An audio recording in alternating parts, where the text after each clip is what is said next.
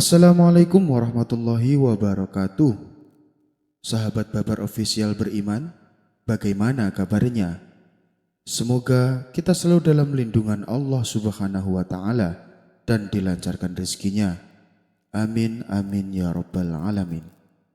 Sebelum lanjut ke cerita, alangkah baiknya tekan tombol like, komen, dan juga subscribe agar tidak ketinggalan dengan cerita-cerita kami selanjutnya. Terima kasih. Abu Nawas menangkap harimau. Entah apa yang merasuki Baginda Raja. Hari itu Baginda Raja terlihat sangat marah kepada Abu Nawas tanpa sebab. Abu Nawas yang merasakan gelagat tersebut tak berani menatap. Ia senantiasa menundukkan kepalanya. Abu Nawas, aku ada permintaan dan kamu harus bisa mewujudkannya, pinta Baginda Raja. Ampun Paduka yang mulia. Kiranya permintaan apa yang Paduka inginkan? Tanya Abu Nawas. Sekarang juga kamu harus bisa mempersembahkan kepadaku harimau berjenggot. Jika gagal, kamu akan menerima hukuman, ancam Baginda Raja. Abu Nawas mendadak pucat pasi. Tubuhnya tiba-tiba saja langsung lemas. Mana mungkin ada harimau berjenggot, pikir Abu Nawas. Tapi karena ini sudah menjadi titah Baginda, mau tidak mau Abu Nawas harus menerima tugasnya tersebut.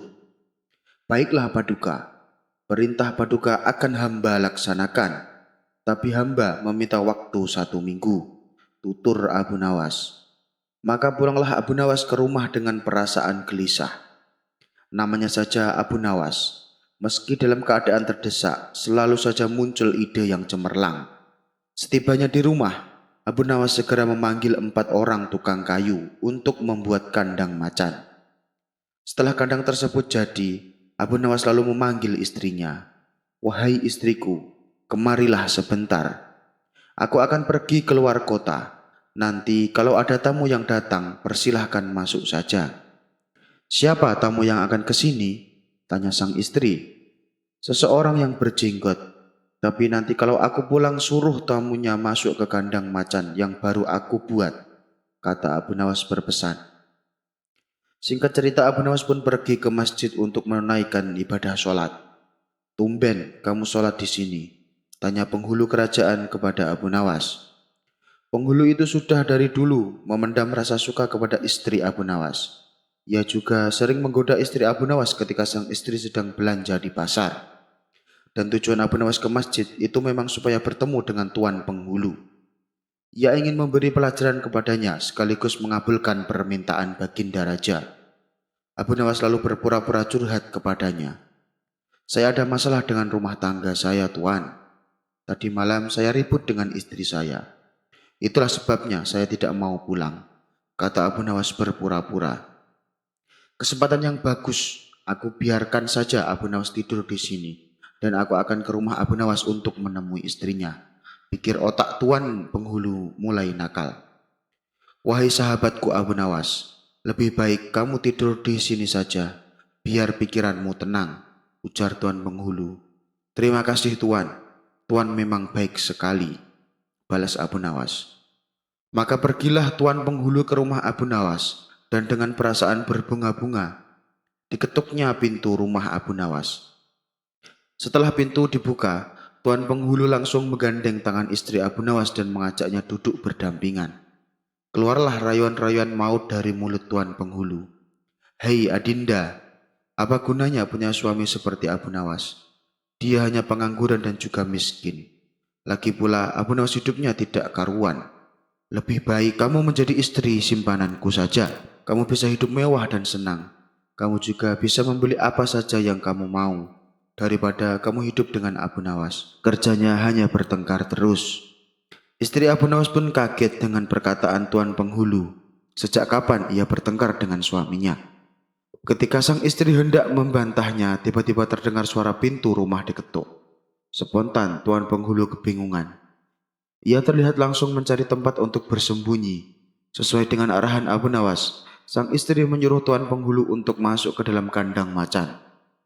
Tuan, lebih baik bersembunyi di dalam kandang itu, kata istri Abu Nawas. Tanpa pikir panjang, Tuan penghulu langsung masuk ke dalam kandang dan menutupnya dari dalam. Lalu masuklah Abu Nawas ke dalam rumah. "Hai istriku, apa yang ada dalam kandang itu?" tanya Abu Nawas berpura-pura tidak tahu. "Bukan apa-apa, wahai suamiku," jawab sang istri. Kemudian Abu Nawas segera menutup kandang itu dengan kain putih. Ia pun lalu mengundang 8 prajurit kerajaan untuk memikul kandang tersebut dibawa ke istana. Di sepanjang perjalanan, para penduduk penasaran. "Hei Abu Nawas, apa yang ada di dalam kandang itu? Kenapa ditutupi kain putih?" tanya salah satu warga. "Saya telah berhasil menangkap harimau berjenggot pesanan Paduka," jawab Abu Nawas. "Coba dibuka kainnya, aku ingin melihatnya," pinta warga lainnya.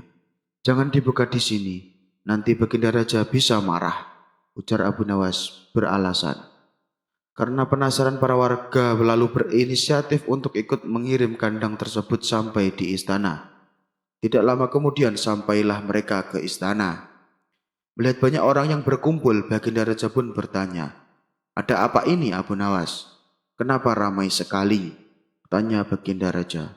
"Saya membawa harimau berjenggot Paduka." Sesuai perintah Paduka, para warga juga penasaran ingin melihatnya. Makanya mereka ikut datang kemari, ujar Abu Nawas. "Mana harimaunya?" tanya Baginda Raja kembali. "Itu Paduka, di dalam kandang. Silahkan Paduka lihat sendiri," balas Abu Nawas. Karena penasaran, Baginda Raja lalu membuka kain putih yang menutupi kandang tersebut. Akan tetapi, Baginda Raja menjadi kaget. Begitu juga dengan para warga yang hadir. Karena yang ada dalam kandang itu bukanlah harimau, melainkan tuan penghulu kerajaan. Baginda mencoba melihat muka tuan penghulu dari dekat. Namun tuan penghulu segera memalingkan mukanya karena malu dan takut. Melihat hal itu, Baginda Raja merasa heran. "Ini maksudnya apa Abu Nawas?" tanya Baginda Raja. "Loh, bukankah Paduka meminta harimau berjenggot?" "Itu harimaunya," balas Abu Nawas. Baginda Raja malah bertambah bingung. Bagaimana mungkin penghulu kerajaan dikatakan harimau berjenggot? Belum sempat Baginda Raja bertanya kembali, Abu Nawas langsung menjelaskan. "Begini Paduka, ketika saya keluar rumah, harimau itu mencoba memangsa istri saya. Untungnya, saya sudah membuat perangkap, dan harimau itu masuk ke dalam perangkap saya," tutur Abu Nawas. Mendengar hal itu, Baginda Raja langsung murka kepada penghulu kerajaan. Ia yang seharusnya menjadi penegak hukum, malah ia yang melanggarnya. Baginda Raja pun segera memerintahkan prajurit untuk mengeluarkan penghulu itu dari kandang, lalu diarak keliling pasar sebagai hukuman bagi tuan penghulu. Itulah kisah Abu Nawas menangkap harimau berjenggot. Abu Nawas menangkap pencuri burung. Pada suatu hari, Abu Nawas bertamu ke rumah sahabatnya yang bernama Hamid. Melihat kehadiran Abu Nawas, Hamid langsung menyambutnya dengan sukacita. "Wahai sahabatku, sudah lama kita tidak bertemu," kata Hamid sambil memeluk Abu Nawas. Mereka berdua lalu duduk dan mengobrol panjang lebar. Di sela-sela obrolannya, Abu Nawas melihat burung milik Hamid yang berada di dalam sangkar. "Sekarang kamu suka pelihara burung ya? Burungnya bagus sekali," tanya Abu Nawas. "Ya Bu, sekedar untuk mengusir kejenuhan. Sudah banyak yang menawar dengan harga tinggi tapi tidak aku berikan," jawab Hamid. "Kenapa? Kan kamu dapat uang besar," tanya Abu Nawas heran. "Saya sendiri suka dengan burung tersebut Abu Nawas. Sayang kalau sampai dijual," balas Hamid. Setelah waktu menjelang sore, Abu Nawas pun pamit pulang kepada sahabatnya. "Jangan sungkan-sungkan, seringlah main ke sini Abu Nawas," ucap Hamid. "Insya Allah sahabatku," balas Abu Nawas. Beberapa hari kemudian, burung milik Hamid hilang dicuri. Hal itu membuat Hamid sedih. Ia bertanya kepada orang-orang tapi tidak ada satupun yang mengetahuinya. Kemudian, Hamid membuat sayembara. Barang siapa yang bisa menunjukkan pencuri burungnya akan diberi imbalan hadiah uang yang banyak. Lagi-lagi, usahanya ini menemui jalan buntu, sebab tidak ada satu orang pun yang membantunya. Solusi terakhir yang ia tempuh adalah dengan meminta bantuan sahabatnya. Siapa lagi kalau bukan Abu Nawas? Maka pergilah Hamid ke rumah Abu Nawas. Sesampainya di sana, Hamid menceritakan masalah yang menimpa dirinya. Apakah kamu punya dugaan siapa kira-kira yang mencuri burungmu? Tanya Abu Nawas. Yang jelas orang dekat, bisa jadi tetangga saya, mungkin juga kawan saya. Tapi saya tidak berani sembarangan menuduh, jawab Hamid. Sejenak Abu Nawas terdiam. Ia terus memikirkan cara untuk menemukan pelakunya. Tidak lama kemudian muncullah ide cemerlang Abu Nawas. Aku punya ide. Undang semua orang-orang terdekatmu. Ajak mereka makan siang di rumahmu, perintah Abu Nawas. Mendengar itu Hamid pun kaget. Untuk apa Abu Nawas? Apa mungkin di antara mereka adalah pencurinya? Tanya Hamid.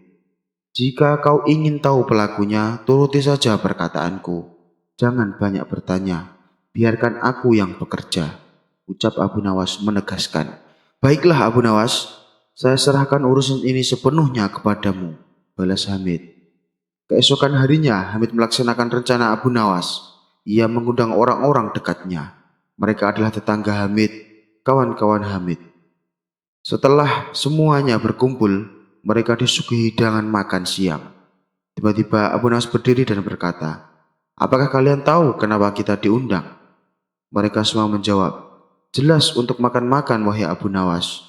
Abu Nawas kembali bertanya, dalam rangka apa kita diundang? Salah satu dari mereka berkata, mungkin dalam rangka pencurian burungnya Hamid. Spontan para hadirin tertawa mendengar perkataan tersebut. Tepat sekali, sebenarnya Hamid sudah tahu pelakunya. Apakah kalian siap untuk bersumpah bahwa kalian tidak mengambil burungnya Hamid? Tantang Abu Nawas. Suasana yang tadinya penuh gelak tawa mendadak berubah menjadi tegang.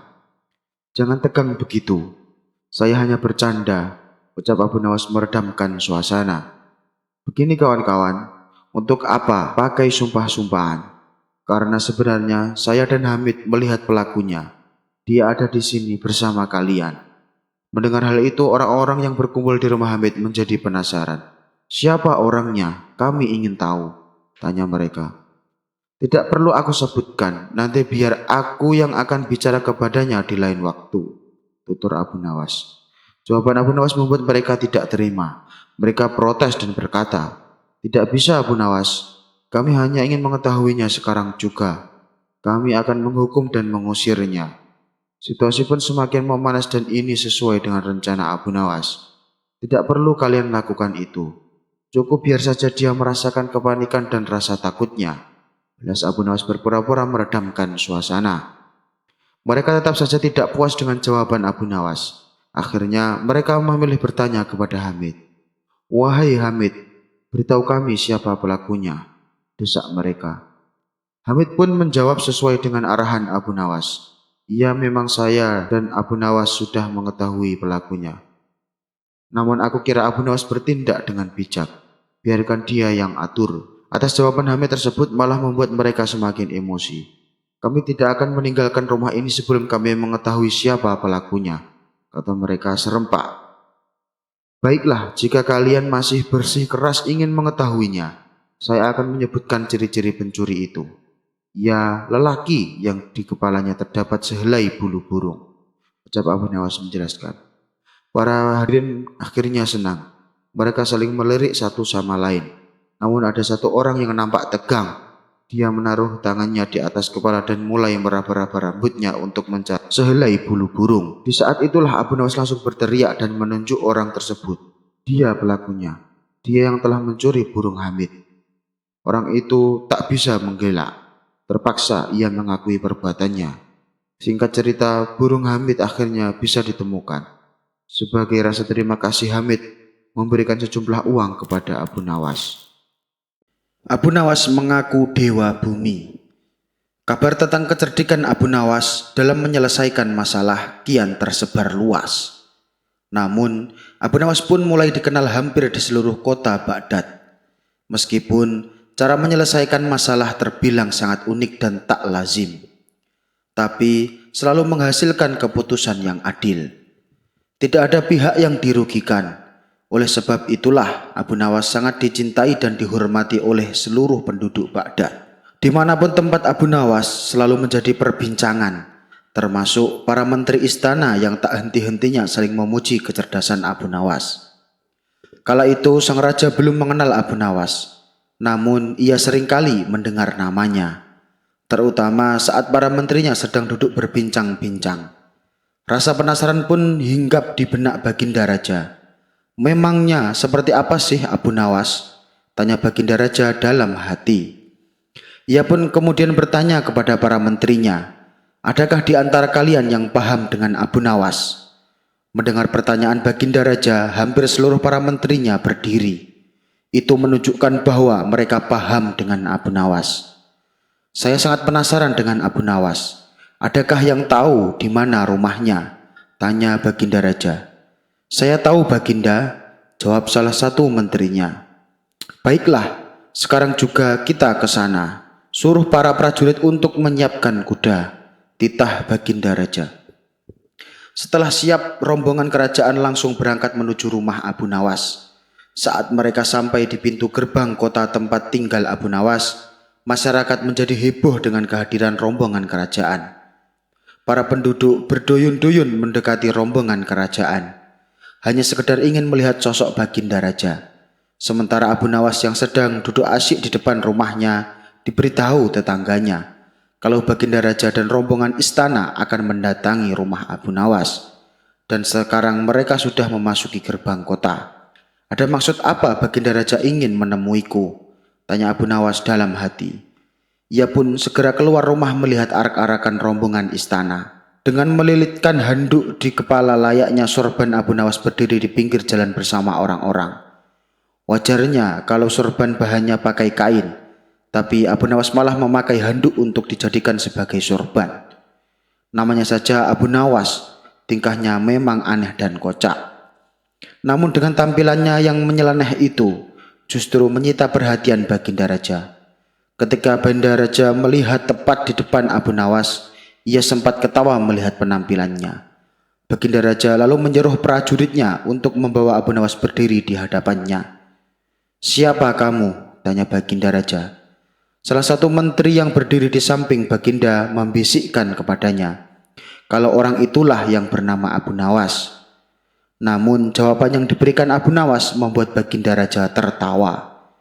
Ampun Paduka yang mulia, saya ini Dewa Bumi, jawab Abu Nawas. Baginda Raja tak kalah cerdik dengan Abu Nawas. Ia pun membalas jawaban Abu Nawas.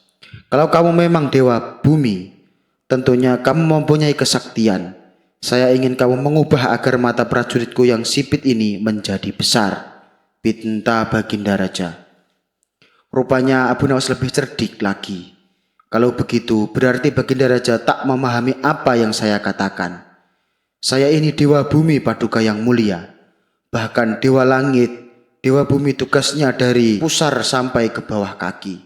Kalau dari pusar sampai ke atas kepala itu tugasnya Dewa Langit. Hujat Abu Nawas menjelaskan. Baginda Raja pun langsung tertawa terpingkal-pingkal. Semenjak kejadian itu Abu Nawas sering diundang ke istana hanya untuk sekedar menghibur Baginda Raja. Abu Nawas menjahit batu yang pecah. Tampaknya Baginda Raja masih saja mencari cara agar dapat mengalahkan Abu Nawas. Kali ini Baginda Raja benar-benar ingin menghukum Abu Nawas. Karena memang akhir-akhir ini Abu Nawas sering membuat malu Baginda Raja bahkan di hadapan rakyatnya sendiri. Siasat apa ya supaya Abu Nawas bisa terjebak, pikir Baginda Raja dalam hati. Untuk beberapa lama Baginda Raja masih belum menemukan caranya. Akhirnya ia pun terpaksa meminta bantuan dari para menteri-menterinya. Tapi dari sekian banyak usulan para menterinya, tidak ada satupun yang menurut Baginda Raja berbobot. Tipuan yang kalian usulkan sangat mudah dipecahkan. Jangankan Abu Nawas, saya sendiri bisa dengan mudah menebaknya, ujar Baginda Raja. Tiba-tiba penasihat kerajaan berkata, ampun Paduka yang mulia, bukankah Paduka mempunyai batu lumpang yang retak? Suruh saja Abu Nawas menjahitnya. Mendengar itu Baginda Raja langsung kegirangan. Usulanmu bagus juga, saya setuju dengan ide kamu. Cepat panggil Abu Nawas kemari, titah Baginda Raja. Singkat cerita, datanglah Abu Nawas menghadap Baginda Raja. Ampun beribu ampun Paduka yang mulia. Ada gerangan apa Paduka memanggil hamba? Tanya Abu Nawas. Saya ada tugas baru untuk kamu, jawab Baginda Raja. Kalau boleh tahu, tugas apakah itu wahai Paduka yang mulia? Tanya Abu Nawas kembali. Begini Abu Nawas, saya punya lumpang yang terbuat dari batu. Tapi sayang, lumpang tersebut kini retak dan terbelah menjadi dua. Saya ingin kamu menjahit batu lumpang itu agar menyatu kembali, tutur Baginda Raja. Tubuh Abu Nawas mendadak berkeringat mendengar perintah tersebut. Wajahnya langsung berubah menjadi pucat. Jebakan apa lagi ini? Mana ada batu bisa dijahit? Gerutu Abu Nawas dalam hati. Hei Abu Nawas, kenapa kamu malah bengong? Saya kasih waktu sehari. Kalau kamu tidak bisa, kamu akan mendapatkan hukuman, gertak Baginda Raja. Sekarang kamu pulang dan bawa batu lumpang yang retak ini, titah Baginda Raja. Setelah itu Abu Nawas pun pamit untuk kembali ke rumahnya. Setibanya di rumah, Abu Nawas langsung pergi mengumpulkan batu-batu kecil yang serupa dengan batu lumpang tersebut.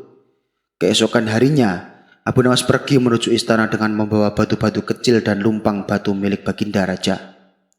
Setelah sampai di kerajaan, Baginda langsung bertanya, "Wahai Abu Nawas, apakah lumpang batunya sudah dijahit?" "Mohon ampun Paduka yang mulia. Saya sudah mengumpulkan batu-batu kecil yang sama persis jenisnya dengan lumpang batu milik Paduka. Dan saya minta tolong kepada Paduka untuk memilih serat dari batu-batu kecil yang saya kumpulkan ini. Setelah itu, saya akan jahit batu lumpang milik Baginda," jawab Abu Nawas. "Apa-apaan engkau ini? Siapa juga yang dapat membuat batu kecil itu menjadi benang?" bentak Baginda Raja. "Ampun Paduka, tapi lumpang batu milik Paduka tidak bisa bila dijahit pakai benang biasa. Lumpang batu itu harus dijahit dengan benang yang terbuat dari batu," ujar Abu Nawas. Mendengar penjelasan Abu Nawas, Baginda Raja pun tak bisa berbuat apa-apa. "Kamu memang cerdik Abu Nawas," batin Baginda Raja dalam hati. Dengan terpaksa, Baginda Raja kembali membebaskan Abu Nawas. Abu Nawas pun lolos dari hukuman meskipun dia tidak menyelesaikan tugas mustahil yang diberikan dari Baginda Raja.